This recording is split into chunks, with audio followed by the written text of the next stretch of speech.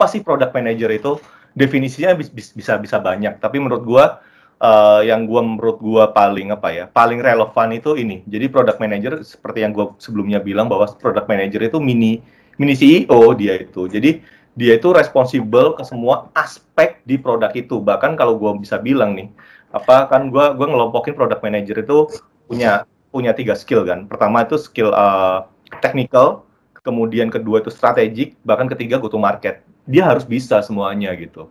Itu product manager harus bisa semuanya. Kalau misalnya mau dibagi kontribusinya, gue sih percaya bahwa strategik itu paling penting. Karena kenapa? Kalau semua strategi kita salah, produk kita ya bakal berantakan gitu sih. Jadi gue nge-put strategik itu sekitar 40%. Kemudian technical itu lebih ke product development.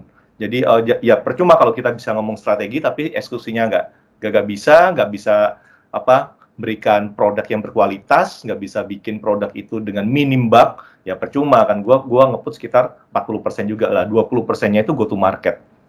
Nah, kenapa go to market itu penting banget buat seorang product manager? Karena percuma kalau misalnya strategi oke, development oke, go to marketnya jelek, yang pakai sedikit lah. Saat ini gue sadar untuk go to marketnya itu tim bisnis, tapi at least kita harus tahu atau ngevalidasi saat ini produknya jadi, kita tanya ke tim bisnis, tim bisnis go to marketnya kayak gimana? At least kita tahu potensi user yang pakai itu berapa. Lah itu sih poin pentingnya. Jadi kita harus tahu bahwa ini tuh yang pakai seberapa besar sih gitu. Nah kalau misalnya nggak hit misalnya, yang pakai misalnya 1000 ternyata 100, itu kenapa? Jadi kita harus aware soal go to marketnya gitu.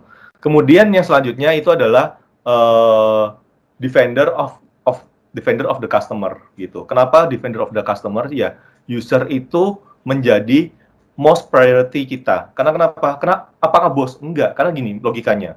Saat customer kita happy, performa bisnis kita juga happy. Saat performa bisnis kita happy, bos kita juga happy. Gitu. Jadi jangan sampai mindsetnya itu ABS asal bapak senang.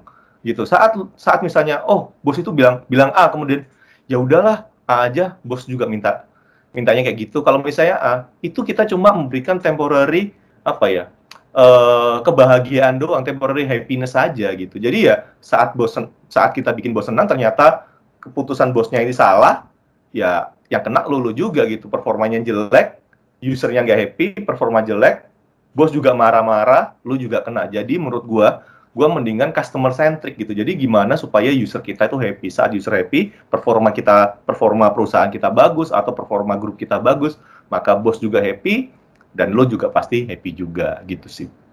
Nah, kemudian yang ketiga itu product spearhead. Jadi benar-benar full responsibility ownership over the product deliverable. Jadi bahkan sampai strategik, sampai bakal go to market yang tadi gua mention. Jadi benar-benar harus kita keep in mind bahwa sampai rilis pun kita harus pastiin bahwa produk ini perform loh gitu. Kita nggak harus in charge.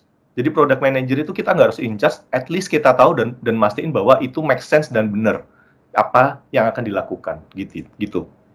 Jack of all trades ya kurang lebih sama kayak nomor 3 sih. Jadi di semua itu harus bisa. Jadi bisnis juga harus ngerti, teknologi juga harus ngerti, dan user experience juga harus ngerti gitu. Jadi ya kalau misalnya gue bisa bilang itu kayak gini sih. Ini dulu. Mana sih? Ini sih. Jadi ya udah kita itu harus ngerti user experience, tech sama bisnis. Kita itu ada di tengah-tengah gitu. Jadi kenapa sih user experience ini sangat-sangat penting lah? Jujur aja, saat gue jadi project manager dulu itu user experience itu nggak gue perhatiin. Gue fokusnya cuma ke functionality doang gitu. Nah, mungkin dulu 2010 itu masih relevan. Pokoknya user itu fungsinya ada, mereka suka. Sekarang itu kan produk misalnya produk payment gitu misalnya kan udah banyak kan. Jadi sekarang yang membedakan produk satu sama produk yang lainnya itu apa? Ya user experience-nya. Kalau misalnya for example pakai GoPay gitu misalnya 2 langkah buat pembayaran, kemudian OVO 1 langkah buat pembayaran, ya gue bakal pakai OVO gitu. Atau misalnya saat menggunakan promo itu lebih gampang mana? Sesimpel itu. Mungkin teman-teman juga ngerasain kalau misalnya let's say ada marketplace promonya banyak tapi apply-nya susah, terus sering miss soal promo, itu nggak kurang-kurang preferable, lebih baik marketplace yang promonya jelas dan apply-nya gampang gitu sih. Jadi user experience it's a thing, dan tentu saja user experience harus align juga sama teknologinya bisa dan align sama bisnisnya gitu. Itu sih. Jadi kalau gue bilang, jadi product manager itu build user and business solution melalui teknologi gitu. Ya, ini sih. Lah sekarang kalau misalnya gue bilang product manager itu ya sangat-sangat menantang. Karena kenapa? Karena kita itu harus menginfluence orang tanpa power. Gue sering bilang ini kan. Jadi product manager ini macan ompong sebenarnya ya. Jadi ya apa ya? Jadi macan tapi yang nggak bisa gigit. Jadi yang bisa mereka lakukan adalah nge-influence orang gitu. Lah untuk nge-influence orang itu gua sangat-sangat merekomendasikan teman-teman untuk baca namanya Start With Why, itu bukunya Simon Sinek. Itu bagus banget gimana sih cara kita nge-influence orang tanpa gunakan power gitu dan tanpa memanipulasi orang gitu. Jadi paling gampang mungkin ya, paling relevan cara supaya orang lain nurut sama kita dibeliin kopi. Itu bener kah? Ya sah-sah aja gitu, tapi itu nggak bakal sustain gitu. Karena orang itu bakal ngikutin lo ya gara-gara lo beliin kopi gitu, bukan karena visi lo gitu. Jadi ini tuh sangat-sangat menantang gitu, gimana caranya orang itu mengikuti kita itu ya karena mereka ke-influence sama kita ngomong apa mereka ngikutin kita. Biasanya kalau misalnya dia ke-influence terus, orang itu bakal loyal sama kita. Saat orang itu loyal, kita ngomong apa aja mereka nurut gitu. Gitu sih. Nah, yang menariknya lagi, fun fact-nya adalah product manager itu nggak ada jurusan yang memproduce product manager gitu. Sebenarnya product manager ini ada pun di awal-awal tahun 2000-an atau 2010 ya. Karena apa? Karena saat itu belum ada job title yang bisa mengcover kebutuhannya perusahaan saat itu. Jadi perusahaan saat itu tuh harus ada orang nih dulu itu harus ada orang yang benar-benar tahu kebutuhannya user dan nge-translate ke product development, terutama di B2C ya. Bisa B2B most likely masih bisa ke-handle sama project manager kan orangnya itu satu, biasanya stakeholder-nya kalau B2B kan bisa dihitung jari lah gitu kan. Jadi ya project manager masih bisa handle, tapi untuk bisnis B2C itu project manager belum tentu bisa handle. Karena kenapa? Karena satu, harus bisa membaca market, dan juga kedua harus bisa dengerin feedbacknya user, ketiga harus tahu bahwa feedback user mana sih yang harus dikerjain duluan, mana yang harus diprioritaskan. Jadi itulah tantangannya. Dan product manager ini again nggak ada universitas yang menyiapkan alumninya itu menjadi product manager gitu. Dan akhirnya saat ini kalau misalnya teman-teman melihat di Amazon ataupun Google, product manager itu kebanyakan lulusan MBA gitu. Karena Karena MBA itu ya orang-orang yang tahu market, tahu bisa dengerin user feedback. Mereka customer centric lah, most likely orang-orang MBA gitu. Dan gimana bisa mengenerate revenue. Jadi product manager ini sangat-sangat seksi sekali title-nya gitu. Gitu sih. Nah sebenarnya dan product manager ya ini well known lah. Apakah product manager itu harus pakai topinya bisnis, technical engineer, finance, atau marketing? Ya kita pakai semua topi gitu. Jadi kalau misalnya saat kita ke bisnis, ya kita harus memposisikan diri kita menjadi seorang bisnis. Oh, lu pain point lu apa sih? Gimana kita bisa nge-solve pain point lu gitu. Kemudian saat ke technical, kita harus bisa nge-translate. Technical maksudnya itu kayak gini loh, kayak gini A, B, C, D, E dan lain-lain. Ke finance juga gitu, ke marketing juga gitu. Kita harus benar-benar bisa menjadi bunglon lah di setiap kondisi gitu. Dan gak jarang kita jadi firefighter kan, kebakaran kita yang paling bertanggung jawab kayak gitu-gitu. Gitu sih.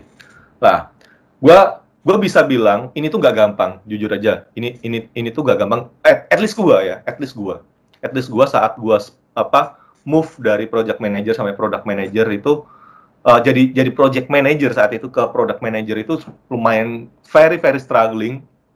Dan kalau gue bisa bilang waktu gue di Tokopedia itu bahkan gue ada kondisi nggak lulus probation karena ya sampai segitunya gitu karena emang gue mindset gue project manager dan dituntut sebagai product manager yang gimana customer centric itu bakal susah. Yang paling susah adalah saat jadi shifting dari project manager ke product manager adalah mindset apa? On scope, on budget, on time. Ini menjadi masalah. On scope, on budget, on time. Kita saat jadi project manager, ya gimana ini tuh bisa on time? Oh, gimana itu scope kita jagain. Misalnya apa user kita minta aneh-aneh, jangan sampai kita kita lolosin. Jadi mindsetnya itu masih kayak gitu. Jadi for example on scope gitu. Oh, user dulu minta A, B, C, D, E. Kemudian berubah. Wah, itu dulu gua ngamuk-ngamuk gitu. Lu dulu mintanya A, B, C, D, E, sekarang kok ada F, G. Gimana sih lo gitu? Atau A, B, C, D, E, T-nya nggak jadi, sekarang ganti F, G. Gimana sih lo? Gua ngamuk-ngamuk beneran. Karena mindset gua masih project manager. Padahal itu apakah itu benar? Ini disclaimer ya, pakai kacamata gua. Market itu berubah terus. Saat market itu shifting dari A, B, C, D, E, F ke A, B, C, D, E, G, H misalnya, dan kita tetap A, B, C, D, E, F, saat kita go to market, ya nggak bakal ada yang make, gitu. Saat udah ke market, jadi, terus habis itu kita sadar, oh, F tidak relevan lagi, ya udah kita develop lagi nambah GH, gitu. Jadi akhirnya kita telat terus akhirnya. That's why saat ada perubahan requirement, gua bisa bilang bahwa oke, requirement lo apa, make sense atau enggak, dan ini beneficial buat gua atau enggak, atau beneficial buat tim kita atau enggak, gitu. Kalau nggak make sense ya gua bakal tolak. Tapi kalau make sense, oh ternyata ada perubahan dari market sekarang shifting orang user sukanya itu dari A ke B, ya udah shifting aja gitu. Daripada again spiritnya adalah saat sudah kita buat nggak ada yang make. Udah, itu sih point of view gua gitu sih. Gitu. Jadi yang paling berat itu mindset itu. Jadi gua ngerubah itu, fortunately saat itu gua ketemu mentor yang bagus buat gua. Jadi dia meskipun gua berbuat kesalahan, itu dia selalu ngasih feedback lah. Jadi nggak yang nggak lu goblok gitu, nggak. Cuma gua emang dikasih hard feedback, but it's okay for me. Gitu. Jadi itu sih yang paling penting, bagaimana kita mindset kita itu shifting. Oke, gua underline di sini, shifting dari on scope ke customer centric. Gitu. Bahkan kalau misalnya nggak on time ya nggak masalah. Mindsetnya tadi itu, daripada gua udah jadi terus develop lagi untuk GH, ya udah telat kan. Secara hitung-hitungan bisnis kan nggak oke juga. Gitu sih lah. Ini berat. Dan again sih, kalau misalnya waduh tadi tuh gua harus handle semuanya, ngecover semua aspek, itu kelihatan berat sih emang. Tapi bisa kok. Karena kenapa ya? Ya karena ini sesuatu yang baru gitu. Apalagi buat gue saat itu sebagai project manager ya. Karena menurut gue itu adalah sesuatu yang baru. Dan kalau misalnya orang bilang kan, orang bisa karena terbiasa gitu. Jadi saat kita udah terbiasa, ya udah kita bisa menjadi seorang product manager gitu. Jadi saat ini kalau misalnya product manager nggak kayak gitu sekarang misalnya, atau dulu mindset gue dulu project manager gitu, dan gue harus shifting itu berat, tapi ya menurut gue itu yang harus dilakuin. Kalau misalnya kita mau menjadi ideal product manager ya, gitu. Jadi ya emang jalannya itu nggak ada yang instan gitu. Jadi fokusnya itu bukan result tapi proses. Jadi setiap minggu atau setiap hari kita, oh gue tuh udah ada berproses menjadi seorang product manager gitu. Kalau misalnya teman-teman passionnya itu di product manager ya gitu.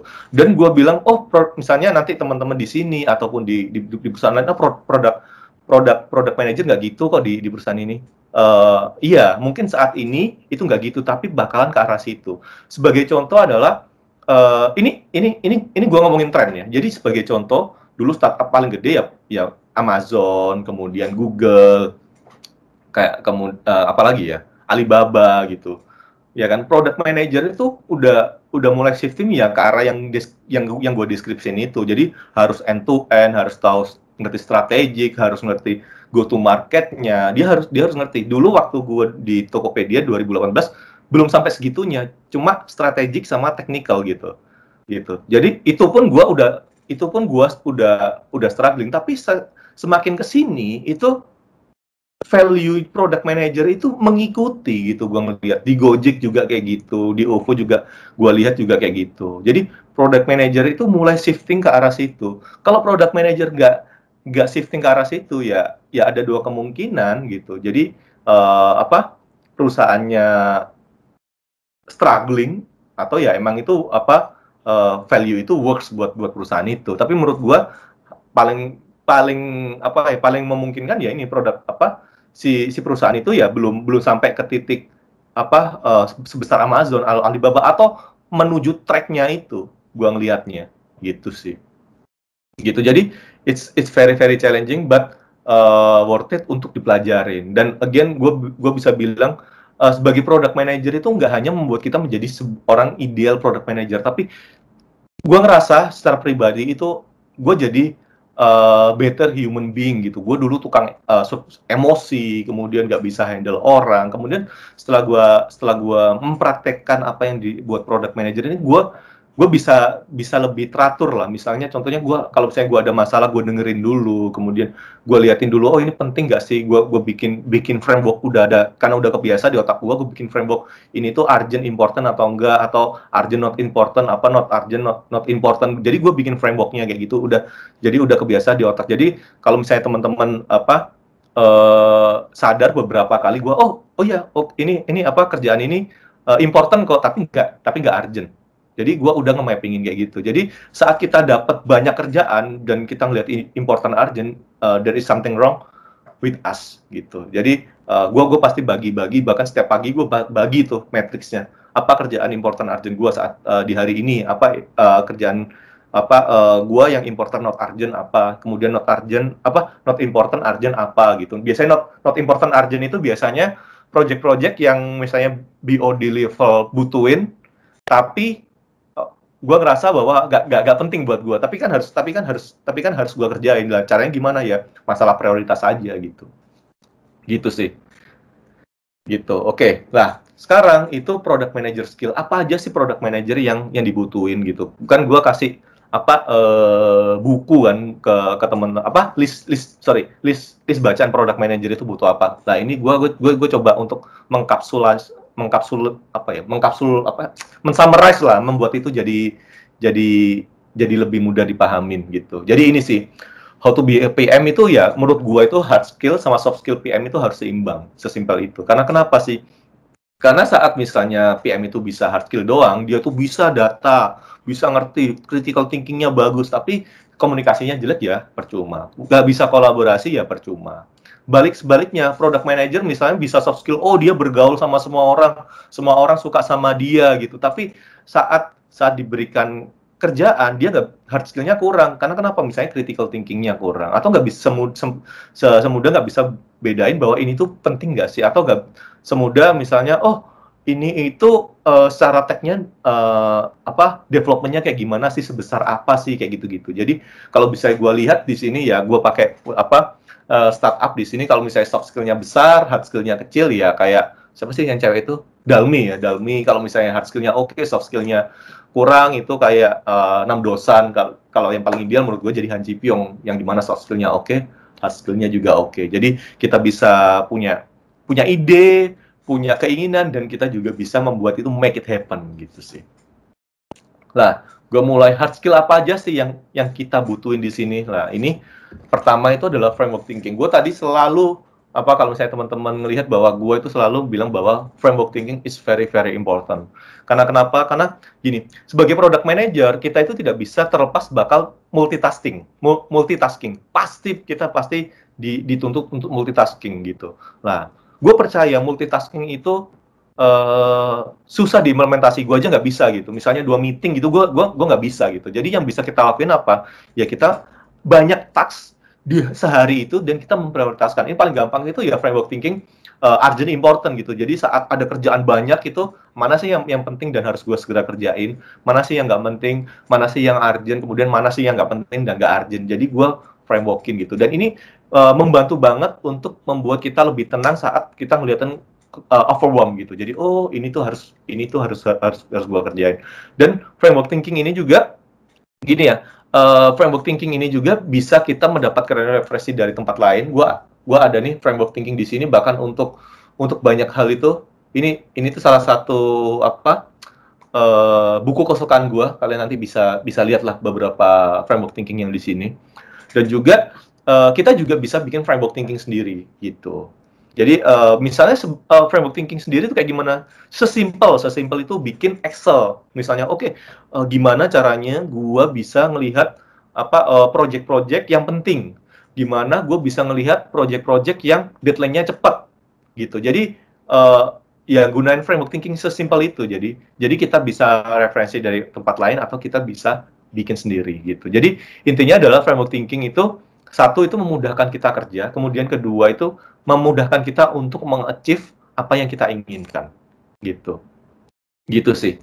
Nah, kemudian kedua ini teknologi and business knowledge lah. Ini gua nggak terlalu banyak apa elaborate di sini. Jadi ya sesimpel bahwa kita harus tahu teknologinya apa, kemudian understand bisnisnya itu kayak gimana. Lah, ada buku bagus namanya Innovator Dilemma. Itu sangat-sangat gue rekomendasiin kalau misalnya ngelatih bisnis mindset-nya kita. Gitu sih. Karena gini, sering banget saat kita itu cuma tahu teknologinya doang, nggak tahu bisnisnya, gitu akhirnya menganggap semua itu bisa diselesaikan teknologi. Padahal nggak jarang teknologi itu ada malah ngerepotin gitu. Sebagai contoh apa? Ini gua apa sebagai contoh ya, contoh itu apa aplikasi-aplikasi yang dibikin oleh pemerintahan gitu. Alih-alih memudahkan malah itu merepotkan. Kayak gitu sih. Jadi kita harus tahu bisnisnya itu apa, marketnya itu kayak gimana, dan teknologi yang bisa di apa diimplement itu kayak gimana lah. Ada satu hal yang menarik, bisnis dulu atau teknologi dulu sih. Lah, ini ada banyak mazhab gitu. Kalau misalnya lu pakai mazhabnya Jack Ma, itu bisnis dulu gitu. Kalau lu pakai mazhabnya Elon Musk, ya teknologi dulu. Terserah lu. Tapi kalau misalnya dari gua, karena gua nggak sepintar Elon Musk, jadi gua ngikutin mazhabnya Jack Ma. Karena kenapa?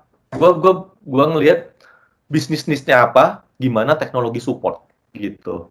Jadi bisnisnya itu apa gitu, problemnya itu apa. Jadi problemnya apa, kemudian tahu bisnisnya, oke, gimana caranya teknologi ini bisa support. Itu mazhab gua. Tapi kalau saya teman-teman, oh, gua udah bisa melihat bahwa oh teknologi ini bakal push the market gitu, nge-push ke market ya nggak apa-apa. Tapi make sure bahwa ada sisi bisnisnya di situ. Oke, oh ternyata for example Elon Musk kan orang gila ya. Misalnya SpaceX gitu, mana ada orang yang pakai, tapi Elon Musk visioner banget gitu. Dia tahu bahwa oh marketnya ada kok, ini banyak orang kaya kok. Tapi dia aware ada marketnya gitu. Dan dia bisa ngevalidasi itu. Itu yang paling penting gitu. Lah, algoritma sama logik ya. Ini gua tuh percaya bahwa programming itu nggak hanya bikin aplikasi gitu, tapi juga bagaimana nge-solve problem. Karena kenapa? Karena gini, gua selalu apa ya? Bukan selalu ya. Gua itu berpendapat bahwa bikin aplikasi itu gampang. Tapi yang susah itu adalah bagaimana nge-solve problem dan meet the market. Sebagai buktinya apa? Banyak aplikasi gitu, tapi aplikasi yang meet the market itu jarang. Gitu sih. Karena gue dulu beberapa kali ya kayak ikut lomba-lomba lah. Teknologi gitu juara 1 lah, atau misalnya masuk nominasi, tapi ya udah ke market gagal. Nggak ada yang make. Jadi gue belajar dari situ, algoritma logik itu is a tools, dan kita harus tahu. Gitu. Taunya buat apa? Ya sesimpel kalau misalnya kita nge-assess bahwa oh ini tuh butuh berapa lama sih, oh ini kerjanya butuh 2 bulan, oh butuh 1 bulan. Jadi kan sometimes kan kita harus ada intuisi, oh, oke, ini tuh kira-kira berapa. Tim bisnis misalnya tanya, ini tuh kira-kira berapa, oh ini tuh kira-kira 2 bulan, tapi gue harus cek dulu ke tim tech ya. Jadi ada rasa bahwa tim bisnis tuh percaya sama kita, oh ada estimasi segitu gitu, tapi gue harus cek cek ke tim tech dulu ya gitu sih. Jadi ini bisa bantu kita untuk logical thinking, kemudian untuk bisa tahu bahwa mengestimasi effort gitu sih. Nah, ini Everybody Lies, ini buku, salah satu buku kesukaan gua, data analytic atau critical thinking itu penting. Jadi sebagai product manager kita juga harus punya critical thinking gitu. Ini why itu harus benar-benar kuat. Jadi misalnya oke, kerjain X gitu, tapi kenapa gitu. Bahkan siapapun yang ngasih tugas itu harus kita tanyain. Lah, gua ngelihat mengobservasi misalnya let's say Buffet BOD bilang oh gua minta ini gitu. Nah, itu ada tendensi waduh BOD minta ini, ya udah dilaksanakan. Karena kenapa? Karena kita segan kalau tanya gitu. Atau pada waktu meeting itu eh, tidak sesuai lah waktunya untuk bertanya gitu. Jadi gimana caranya ya? Ya tanya orang-orang yang kemungkinan bisa menjawab pertanyaan kita, pertanyaan why-nya kita gitu. Jadi once kalau misalnya kita udah nemuin, waduh ternyata yang keputusannya yang kemarin sama BOD itu nggak oke gitu. Jadi kita bisa bring data bahwa oh ini nggak oke karena X, Y, Z gitu. Jadi why itu sangat-sangat penting banget gitu. Dan apa dan kalaupun misalnya teman-teman itu butuh waktu misalnya, let's say oke tim bisnis minta X minggu depan harus jadi gitu lah, daripada gerusa-gerusu ya atau tergesa-gesa, mendingan ngomong ke tim bisnisnya bahwa oke, gua mau riset dulu ya, kasih gua 2 hari, setelah 2 hari itu gua bakal bisa kasih keputusan nih, ini oke atau enggak gitu. Jadi fair enough dong. Dan kalau misalnya oke ya udah minggu depan bisa, kalau nggak oke kita cari jalan keluarnya, kayak gitu sih. Dan kedua, gue juga melihat ada tendensi bahwa buaya kita harus strong saat menghadapi orang-orang yang bertele-tele gitu. Kenapa? Karena sering banget gue ngelihat, mengobservasi itu beberapa orang itu saat ditanyain A gitu, jawabnya B, C, D, E, F, berharap kita itu nyerah gitu. Nah, kalau misalnya perlu, tanya pertanyaan yang sama itu berulang kali sampai mendapatkan jawaban yang clear gitu. Karena kenapa? Saat product manager nggak dapat sesuatu yang nggak clear, itu bakal ngerentet ke tim tech gitu. Bakalan, ini gimana sih back and forth, akhirnya tanya ke tim bisnis dan bolak-balik. Akhirnya di awal di-clearin. Mendingan gontok-gontokan di awal, tapi ke tim tech clear daripada apa di sini ngambang terus ke tim tech ya apa jadi bola liar gitu. Kita tanyain juga nggak apa gitu. Bahkan dengan kita ngomong critical thinking ini jalan gitu, saat kita di challenge tim tech, kita bisa jawab dengan bahkan jawaban-jawaban yang sangat-sangat mungkin kita pertanyaan bodoh ya, tapi ya pertanyaan bodoh itu kalau misalnya kita nggak bisa jawab ya tetap aja gitu. Jadi for example, gue dulu ada pengalaman, bukan di tech ya, di UX dulu banget ini. Jadi dibikin tuh apa UX sama UI-nya. Terus ada orang yang tanya, itu kenapa tombolnya warna kuning? Orang itu dikata-katain, apaan sih lo tanya warna kuning gini gini gini. Saat itu gue nggak ngerti gitu. Gue juga quote unquote juga apa mikir, nih orang ngapain sih tanyain hal-hal yang nggak penting. Nah, masalahnya kalau lu bisa tahu bahwa tombol itu warna kuning, kenapa ya tinggal dijawab aja, sesimpel itu. Nggak perlu mencerca orang yang ngasih pertanyaan itu. Dijawab aja bahwa oh warna kuning itu karena ini gitu. Karena bisa jadi kita itu ngata-ngatain orang itu karena kita sendiri juga nggak tahu alasannya apa. Jadi kan orang itu tendensinya kalau misalnya dia nggak tahu ya udah dibalik, ditembak ke personalnya. Pertanyaan lu bodoh banget sih. Dari situ gua yakin nggak ada pertanyaan bodoh gitu. Jadi pertanyaan itu selama itu ada pertanyaan dan kita nggak bisa jawab meskipun pertanyaan bodoh, ya berarti kita kurang ngerti. Kecuali nih orang udah dijelasin berulang-ulang kali tapi dia nggak ngerti-ngerti gitu. It's different case ya gitu sih. Gitu. Nah, business process optimization gitu. Jadi ini tuh yang paling penting juga. Kenapa? Karena game product manager kerjaannya banyak banget kan. Jadi gimana sih kita supaya bisa kerja itu lebih lebih efektif dan efisien gitu. Jangan sampai kita waktu kita terbuang gitu dengan hal-hal yang operasional. Terutama hal-hal operasional nih yang misalnya weekly atau daily yang harus kita lakukan setiap hari. Bisa nggak sih kita otomasi atau misalnya kita bikin itu lebih efisien kayak gitu-gitu. Karena again seorang product manager itu kan megang strategik juga, nanti setelah aplikasinya jadi kan megang operasional juga, operasionalnya kayak gimana kan megang itu juga. Jadi harus mikirin nih, oh ini tuh nggak oke, ini tuh buang-buang waktu gua. Nah sekarang kalau misalnya udah tahu buang-buang waktu gua, terus ini tuh bikin gua capek, gimana caranya bikin supaya nggak capek? Caranya gimana? Bisa ngedelegasiin ke orang lain, atau bikin proses itu lebih gampang, atau bikin, oh ini proses itu nggak penting, kita eliminasi kayak gitu. Karena gua ngelihat ada berapa double proses yang sebenarnya ya udah sekali aja proses yang kita lakuin gitu. Jadi for example teman-teman kalau misalnya balik ke beberapa bulan yang lalu kan kita ada weekly tuh tiap Senin malam atau Jumat malam, bahkan 2 kali, Jumat sama Senin gitu untuk review. Pertama kali kok gua ngerasa kok ada redundansi ya, terus akhirnya Jumat kan kita hapus tuh, dihapus, kemudian oke, Mas tinggal Senin gitu. Kemudian di Senin apa oh ini harus kayak gini, harus kayak gini, harus kayak gini, harus kayak gini gitu. Setelah itu teman-teman udah dapat poinnya, formatnya report kayak gimana, ya udah sekarang tinggal hari Selasa aja. Jumat sama Senin kita nggak ada weekly report gitu sih. Dan juga teman-teman juga nggak ada masalah kan, menurut seobservasi gue setiap Selasa weekly report juga nggak ada masalah sama tim bisnis, nggak ada yang bikin tim bisnis stakeholder kita ya kok gini sih, kan nggak ada, kualitasnya juga tetap gitu. Jadi bahkan 3 meeting kita mampuin jadi cuma 1 meeting gitu. Lah itulah salah satu business process optimization. Jadi hal-hal kayak gitu sih yang perlu dilakuin. Agar kenapa? Agar hal-hal yang operasional ini itu kita nggak adain, kita bisa mikir yang strategik. Kita ada waktu untuk mikir yang strategik gitu sih. Oke.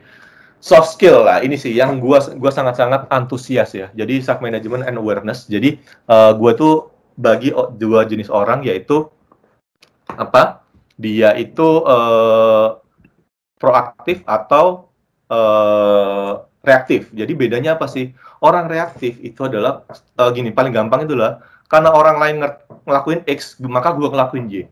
Itu adalah orang reaktif. Orang proaktif adalah ya karena gua pengen ngelakuin Y, titik gitu. Jadi orang reaktif itu reaktif itu adalah saat orang itu marah-marah sama kita, kemudian kita ikutan marah, lah itu orang yang reaktif. Dan itu rugi kalau kita jadi orang reaktif. Karena kenapa? Karena secara nggak sadar, perilaku kita, mood kita ditentukan sama orang lain. Bagaimana mungkin kita sebagai manusia yang merdeka ini memberikan kontrol kepada orang lain terhadap mood kita atau perilaku kita gitu. Jadi gue tuh sangat-sangat tidak setuju dengan perkataan bahwa treatment gue ke lo tergantung treatment lo ke gue. Lah kalau gitu kan berarti kita sudah memberikan kekuasaan ke orang lain untuk menentukan treatment kita apa gitu. Kita bukan menjadi manusia yang merdeka. Lah menjadi manusia yang merdeka itu gimana ya? Proaktif. Saat kita misalnya orang itu nyeleneh, saat orang itu marah-marah sama kita, ya udah terima aja gitu. Mungkin secara manusiawi kita bakal ikutan marah, oh ini orang ini kayak, tapi ya udah beberapa menit habis itu ya udah selesai. Kita move, yuk gimana cara untuk nge-handle ini gitu. Jangan sampai again orang lain itu memegang kemerdekaan kita gitu. Kita sebagai manusia merdeka, jangan sampai kita memberikan mood kita yang seharian itu gara-gara dirusak sama gara-gara cuma satu orang gitu sih. Oke? Gitu sih, dan ini benar-benar berpengaruh terhadap hidup gue. That's why gue bilang kan, product manager itu nggak hanya menjadi product manager yang bagus, tapi bagaimana menjadi better human being gitu. Jadi gue saat misalnya orang itu ngelakuin gue bahkan orang ngomongin gue kayak gimana gitu, gue jadiin itu feedback, tapi itu nggak bikin gue menjadi down gitu. Jadi ya udah, gue terima dan gue nggak bakal allow orang untuk ngerubah hidup gue, ngerubah cara treatment gue ke orang. I have a value yang harus gue pegang, dan gue nggak bakal allow orang untuk nggak allow orang untuk bisa merebut kemerdekaan itu. Dan itulah yang gue harapkan dari teman-teman juga. Bagaimana teman-teman juga jangan sampai memberikan kemerdekaan teman-teman ke orang lain. Jangan sampai orang itu bisa mengontrol teman-teman gitu. Gitu ya. Gitu. Oke, dan satu lagi, tersinggung itu pilihan. Gue suka banget kata tersinggung itu pilihan, karena again yang bisa mengontrol rasa kita itu ya diri kita sendiri gitu. Gue gampang tersinggung orangnya, ya nggak apa-apa, dilatih aja supaya nggak gampang tersinggung. Dengan mindset orang itu bisa melukaiku tapi belum tentu bisa menyinggung aku gitu sih, karena yang ngontrol adalah diri kita gitu. Oke, problem solving mindset lah, ini juga penting banget gitu.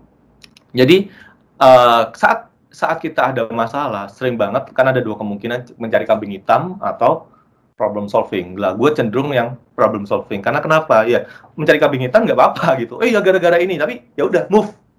Gimana cara untuk solve-nya gitu. Jadi yang pertama ya menganalisa, ini karena kenapa sih? Lah ini tuh baru bisa dilakuin saat ini udah selesai. Jadi saat kita udah tenang, oke, orang ini bikin masalah, kita menjadi orang proaktif, kita menjadi orang yang lebih dewasa gitu. Jadi kita tenang dan kita lebih objektif. Oh, ini masalahnya apa sih? Kemudian solusinya apa sih di setiap masalah itu, kemudian kita evaluasi lagi solusinya. Dari evaluasi itu bener gak sih, kita grouping lagi sama orang-orang bahwa oke, oh ini bener solusinya, kemudian implement dan melihat bahwa oh solusi itu bener atau enggak sih. Memang nggak sesimpel yang ada di gambar ini, tapi kurang lebih saat kita menjadi product manager itu solve problem, salah satu keywordnya gitu. Jadi ya saat orang itu punya masalah, kecuali masalah percintaan ya, itu adalah ya kita gimana ngasihin solusi ke dia gitu. Apakah solusinya pada saat itu juga? Enggak gitu. Jadi ya bisa aja ada 5 masalah, kita bisa bilang oh gue bisa solve 3, tapi 2-nya itu gue butuh waktu atau butuh orang lain untuk bantu gue. It's okay gitu. Tapi jangan sampai oh gue ada 5 masalah, apa-apaan sih lu masalah ini, bawa masalah mulu. Ya udah nggak bakal kemana-mana gitu. Satu, secara kerjaan kita juga nggak beres. Kemudian kedua, sebagai human being kita bukan orang yang sebagai orang yang problem solver gitu. Ya ada masalah ya udah ditinggalin gitu. Kan kita nggak pengen kayak gitu kan. Gitu. Nah, komunikasi ini penting. Kita ngomong masalah komunikasi, masalah ngomong ke orang ya. Tapi sebenarnya ada writing, presenting sama negosiasi. Apalagi writing waktu WFH ini lumayan kerasa. Bagaimana kita bisa mengartikulasikan ke dalam tulisan gitu. Jadi kita harus ngapain diartikulasikan di tulisan. Ini sangat penting banget. Ya, presentasi itu juga menurut gua nggak hanya nge-present, bagaimana bisa nge-influence orang, gimana membuat orang itu sangat antusias dengan apa yang kita omongin lah. Emang tantangan banget untuk WFH ini, terutama gua saat ini jujur aja untuk presenting ini menjadi masalah besar buat gua karena gua orangnya cukup visual, bukan cukup ya, sangat visual. Jadi gua harus ngelihat audiens gua itu kayak gimana supaya bisa gua ngelihat next slide-nya itu kayak gimana atau next step yang harus gua omongin kayak gimana. For example, kalau WFH gini kan gua nggak bisa ngelihat gestur tubuh orang yang tertarik atau enggak. Ya itu yang bikin menjadi masalah buat gua. Jadi saat mereka nggak tertarik kan gua bisa mastiin lelucon atau bercandaan. Saat mereka tertarik, tinggal gua gas aja, gua tinggal nambahin semangatnya. Itu adalah presenting yang cukup challenging dan mungkin teman-teman product manager itu harus mempelajarinya gitu. Banyak cara-caranya untuk presenting gitu. Tapi yang menjadi salah satu rule of thumb gua adalah mungkin teman-teman nggak tahu bahwa setiap present, bahkan untuk saat ini gua bakal bikin catatan. Jadi ini ada contohnya gitu. Gua nggak kelihatannya. Gue bikin catatan poin-poin apa aja 1, 2, 3, 4, 5. Gue bikin dulu gitu apa aja sih poinnya. Jadi gue selalu nyiapin waktu 5 menit sampai 10 menit setiap present. Oke, gue itu mau bahas apa aja gitu. Atau kalau misalnya itu ribet ya gue taruh di doc atau di PPT. Jadi saat gue present atau waktu nge-lead meeting gue udah siap dengan use case yang ada gitu. Jadi preparation is a key gitu. Jadi nggak ujuk-ujuk datang gitu.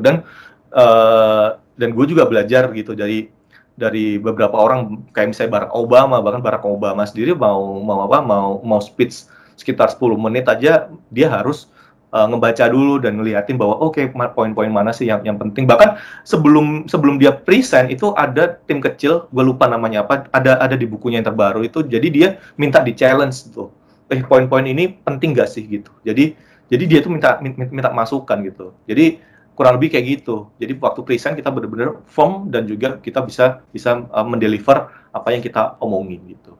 Apakah selalu berhasil? Nggak selalu berhasil. At least kita memperbesar kemungkinan untuk berhasil gitu. Ya menurut gua lebih baik ada persiapan daripada nggak ada persiapan sama sekali. Nah, yang selanjutnya adalah negosiasi lah. Supaya teman-teman harus membedakan si negosiasi di sini sama berteman gitu. Karena beberapa yang gue lihat itu saat kita kenal negosiasinya gampang. Nggak menurut gue nggak sesimpel itu gitu.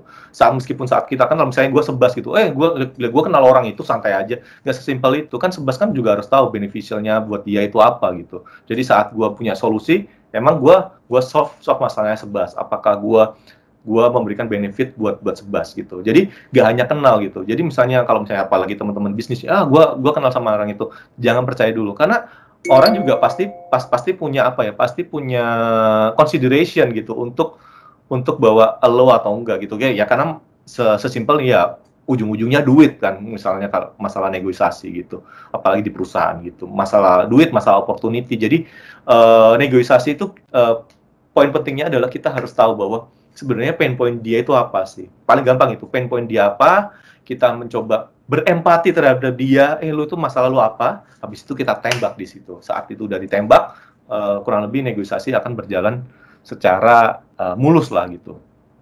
Gitu sih. Kalau misalnya kita udah, gue pengen gua ini, ya itu bukan negosiasi namanya. Gitu. Negosiasi kan kita dengerin dia pain point-nya apa, kemudian kita coba fulfill dengan solusi kita, dan pasti ada nanti misalnya, si X minta A B C D E, kita setujunya FGH gitu lah. Jadi gimana negosiasi ya? Ini ABC, ini FGH kayak gitu, atau ABC sama FG gitu. Jadi itu negosiasi, dan kita nggak bisa nge-fulfill keinginan mereka, dan begitu juga kita nggak bisa ngemaksain keinginan kita juga dipenuhin sama mereka. Jadi ada ketemu di tengah lah kayak gitu. Oke, lah leadership lah, ini teman-teman kayaknya bosen deh ngeliat ini. ini salah satu framework kesukaan gua lah. Sebagai product manager kan udah gue bilang tadi, ini macan tanpa gigi lah, atau macan ompong. Jadi position pasti kita nggak punya, apalagi sama tim tech ya, kita nggak bisa nyuruh seenak jidat kita gitu, karena mereka bukan anak buah kita. Jadi ya gimana caranya yang ngasih influence. Jadi influence kayak gimana sih? Gue bisa pastiin influence nggak bisa dilakukan kalau lo berada di poin 1 sama 2. Lo bisa ngelakuin saat lo berada di poin 3. Jadi kalau misalnya position, ya orang itu nganggap lo leader ya karena posisi lo sebagai bosnya dia. As is, just it gitu. Jadi saat lo nggak jadi bosnya dia nggak bakal respect lo gitu. Permission itu ya karena dia sebagai temen lo gitu. Oke, ya udah, gue nurutin lo karena kita saling kenal gitu. Production adalah orang itu percaya bahwa kalau gue ngikutin lo, hasilnya bakal bagus gitu. Oke, gue ikutin gitu. Kalau people development itu adalah gue ngikutin lo karena dengan ngikutin lo, gue bakal jadi orang yang lebih baik, atau gue bakal beneficial buat gue gitu. Yang kelima, pinnacle, itu adalah gue ngikut lo, gue tutup mata, gue percaya lo karena reputasi lo gitu. Kayak siapa ya? Kayak misalnya Pak Jokowi, Anies Baswedan, Ridwan Kamil, Pak Ganjar, so on and so forth. Jadi lo ngikutin dia ya gara-gara reputasinya dia gitu. Bahkan kalau mau misalnya untungnya apa gitu, juga nggak bisa nggak bisa di kuantitatif juga gitu. Jadi level 5 itu paling tinggi. Biasanya kalau di perusahaan itu sampai level 4 doang biasanya. Gitu sih. Oke, yang terakhir, collaboration. Jadi ya ini mah nggak perlu dijelasin lebih jauh sih. Jadi ini kolaborasi dengan semuanya gitu, dari tim bisnis, tim tech, tim UX, dan semuanya kita bagaimana bisa berkolaborasi. Karena pinter doang kemudian bisa menginfluence orang, tapi nggak bisa berkolaborasi ya nggak bisa gitu. Biasanya jadi Superman gitu ya. Superman mah cuma kalau lu cuma jadi Superman, mungkin lu bisa ngerjain satu hal dalam 1 minggu, tapi lah kalau lu kolaborasi, lu bisa mengerjakan 5 hal dalam 1 minggu. Kurang lebih kayak gitu sih. Ini sih suplemennya apa aja. Jadi gue ada beberapa buku yang gue sangat suka banget. Jadi kayak How to Win Friends, Innovator Dilemma, White Lines, dan lain-lain. Ini adalah buku-buku kesukaan gue yang menurut gue ini relevan untuk menjadi seorang PM. Mungkin Why Nation Fails ini ya cuma nambah wawasan kita aja sih. Tapi menurut gue itu sangat bisa menjadi bisa menjadi wawasan kita untuk lebih lebih kritis lah gitu. Mungkin paling relevan itu ini The Lean Startup, Eric Ries. Gue salah satu penyuka Eric Ries. Kemudian The Startup Way. Kemudian ada satu lagi buku yang menurut gue sangat relevan buat Link aja, itu adalah The Corporate Startup. Bagaimana merubah korporasi itu menjadi